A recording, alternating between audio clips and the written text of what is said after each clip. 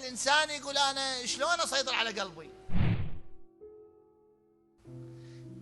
إذا يريد يحافظ على المركز لازم يحافظ على اليمن، على حدوده.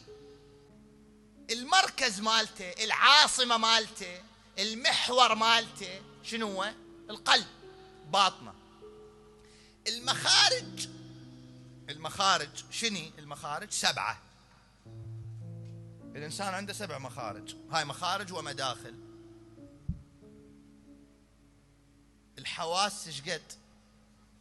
الحواس مع الفرجي والبطني يصيرن 7. فالإنسان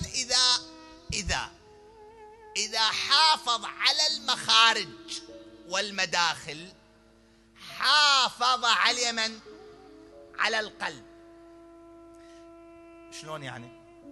الإنسان عنده قلب، القلب متصل بعين، بلسان متصل به، أذن، يد، قدم، بطن، فرج، هذه كلها مرتبطة بمن؟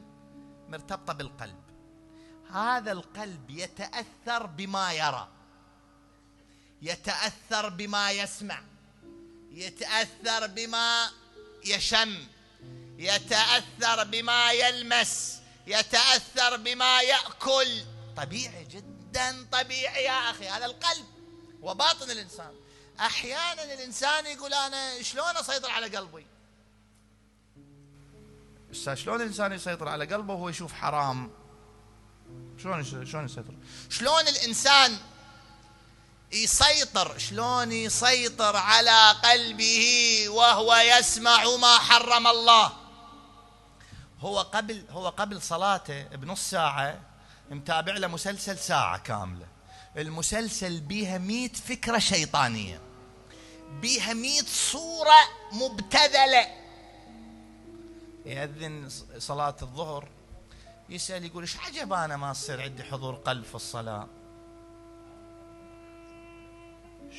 شنو يصير عندك حضور قلب في الصلاة؟ مال شنو؟ شلون يصير عندك حضور قلب في الصلاة؟ أنت طببت بذهنك 600 فكرة قبل لا تروح تصلي، وشفت لك 500 صورة، وسمعت لك 700 سالفة، وجاي تصلي. من أنت جاي تصلي غير تضبط لباطنك، غير تضبط المخارج والمداخل. فد مثال أوضح، تخيل عندك بركة مال ماي، بركة لو مسبح، شو تريدون؟ فد مسبح مال مي، وهذا المسبح تدخل به 10 سواقي، أنهار مي. إذا تريد هذه المزرعة، هذه شو المسبح يصير صافي، شلون يصير صافي؟ لازم الماء اللي يدخل من هاي الأنهار أو هاي الأنابيب شنو؟ صافي. القلب نفس الشيء، القلب بركة ماي. العين، الأذن، اللسان، اليد، الشم إلى آخره، هذني إذا ما انضبطن ما ينضبط القلب. ولذلك يسأل نفسه يقول أنا ليش يصير عندي سوء ظن؟ مفروض أنا مؤمن، مفروض أنا ما يصير عندي سوء ظن. لا، يصير عندك سوء ظن. ليش؟ لأن أنت قاعد لك ويا واحد 24 ساعة ياخذ غيبة، طبعا يصير عندك سوء ظن. أنا ليش ما يصير عندي حضور قلب في الصلاة؟ طبعا ما يصير عندك حضور قلب في الصلاة، لأنه أنت تسمع حرام، ما يصير عندك حضور قلب في الصلاة.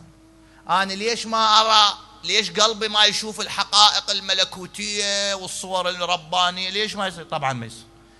العين جاي تشوف شيء محرم، فشلون هاي العين تشوف شيء حلال نور الله؟ ما يصير. منا لما عين الوجه تصفى عين القلب وتشوف، ما يصير. ولذلك اكو خطأ بالفهم. انا ليش عيني جامدة عن البكاء؟ ما ابكي. شايف؟ هو نفس الدعاء كان يقرأ الإمام علي يغمى عليه، انا اقراك شو ما يصير بيه. ليش؟ سؤال.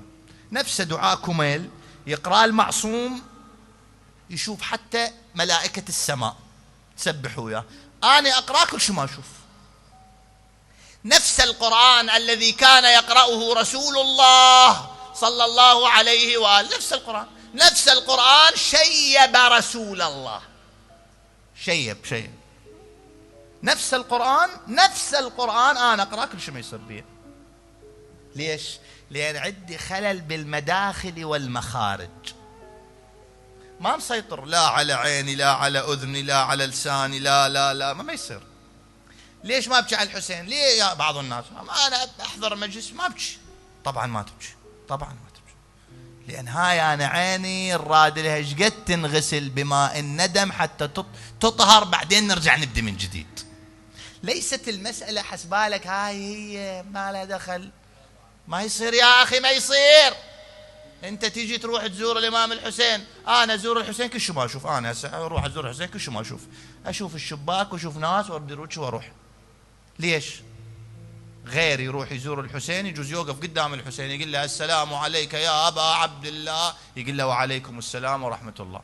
ليش يسمع هذا؟ ليش يسمع انا؟ ليش ما اسمع؟ اكو خلل بالمداخل والمخارج.